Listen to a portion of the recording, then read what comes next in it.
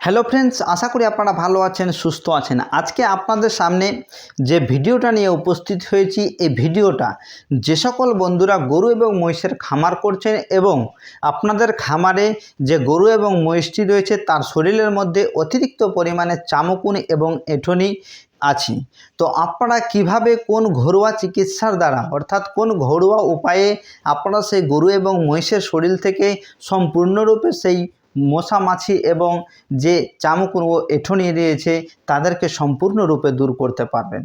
তো অবশ্যই আজকের ভিডিওটা শুরু থেকে শেষ পর্যন্ত দেখবেন আর কোনো রকমে স্কিপ করবেন না, কারণ যদি স্কিপ করে ভিডিওটা দেখেন সেক্ষেত্রে কিন্তু আপনারা কোনো কিছু বুঝতে পারবেন না। কারণ এই ভিডিওর মাধ্যমে আমি আপনাদের কয়েকটা জিনিসের কথা বলবো এবং ওই জিনিসগুলি নিয়ে আপনারা একটা মিশ্রণ তৈরি করবেন এবং তার শরীরের মধ্যে লাগিয়ে দিবেন।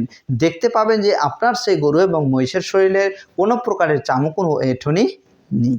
তো অবশ্যই ভিডিওটার সঙ্গে থাকুন এবং জেনে নিন যে কিভাবে আপনারা ঘরোয়া উপায়ের মাধ্যমে আপনার গরু এবং মহিষের শরীর থেকে চামকুন এবং এঁঠোনিকে সম্পূর্ণরূপে দূর করবেন। তো চলুন দেখে নেওয়া যাক সে ভিডিওটি। তো বন্ধুরা, বর্তমান সময়ে কিন্তু বিভিন্ন খামারিরা অতিরিক্ত পরিমাণে টেনশনের মধ্যে থাকে এবং তাদের খামারে কিন্তু গরু এবং মহিষের শরীরের মধ্যে চামকুন ও এঁঠোনি হয়ে থাকে।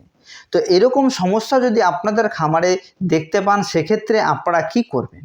প্রথমত যে করণীয় সেটা হচ্ছে আপনার যে খামারটা রয়েছে সেই খামারটাকে আপনারা পরিষ্কার পরিচ্ছন্ন করেছেন কিনা বা তাকে মাঝে মধ্যে স্প্রে করছেন কিনা। পুরো খামারটার মধ্যে আপনাদের অবশ্যই স্প্রে করতে হবে। স্প্রেটা করতে হবে কি দিয়ে আপনাদের সামনে আমি বলবো যে এই পটাশিয়াম পার ম্যাঙ্গানেট পাউডার কিন্তু আপনারা অ্যাভেলেবেল পেয়ে যাবেন মেডিসিনের দোকান থেকে। এই পটাশিয়াম পার ম্যাঙ্গানেট পাউডারটি নিয়ে এসে জলের মধ্যে ঘুলে দিয়ে আপনার যে খামার রয়েছে পুরো খামারটাকে ধুয়ে দিতে পারেন বা আপনার খামারটাকে ভালোভাবে স্প্রে করে দিতে পারেন। প্রথম কাজ হচ্ছে এই পটাশিয়াম পার ম্যাঙ্গানেট পাউডার দিয়ে আপনার খামারটাকে পরিষ্কার করা। এরপরে যে কাজটা আপনাদের করতে হবে সেটা হচ্ছে কয়েকটা জিনিস আপনাদের নিয়ে আসতে হবে আর ওই জিনিসগুলো দিয়ে আপনাদের মিশ্রণ তৈরি করতে হবে। তার মধ্যে 1 নম্বর হচ্ছে সরিষার তেল। সরিষার তেল আপনারা বাড়িতেই অ্যাভেলেবেল পেয়ে যাবেন। আপনাদের বাড়িতেই কিন্তু সরিষার তেল সবার বাড়িতেই থাকে। তো এই সরিষার তেল নেবেন আপনার 200 থেকে 250 গ্রাম। 200 গ্রাম সরিষার তেল নেবেন এবং তার সাথে 2 নম্বরে যেটি নেবেন সেটা হচ্ছে কর্পূর, যেটা আপনারা দোকানেই খুব সহজে পেয়ে যাবেন। এই কর্পূর আপনাকে নিয়ে আসতে হবে 20 থেকে 25 গ্রাম। 20 থেকে 25 গ্রাম কর্পূর এবং 3 নম্বরে যেটা হচ্ছে সেটা হচ্ছে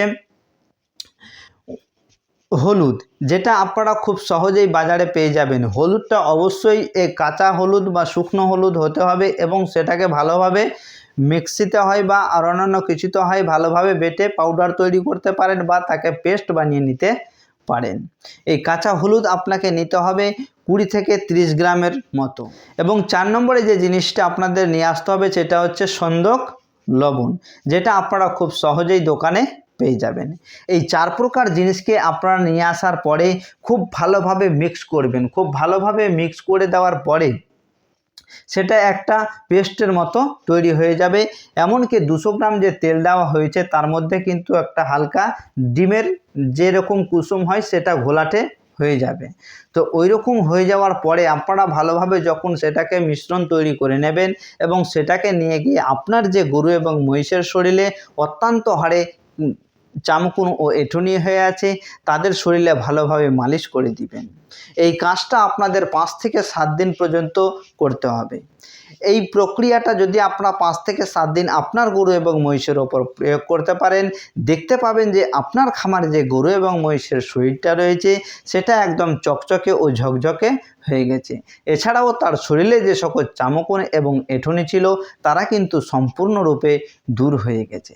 এই কাজটা আপনারা 5 থেকে 7 দিন করতে গেলে আপনার গরুর শরীরের যে লাইটিংটা সেটা কিন্তু খুব সুন্দরভাবে ফুটে উঠবে। এই কাজটা 5 থেকে 7 দিন করবেন, তারপরে আপনারা সপ্তাহে 1 দিন করে করতে গেলেই হবে।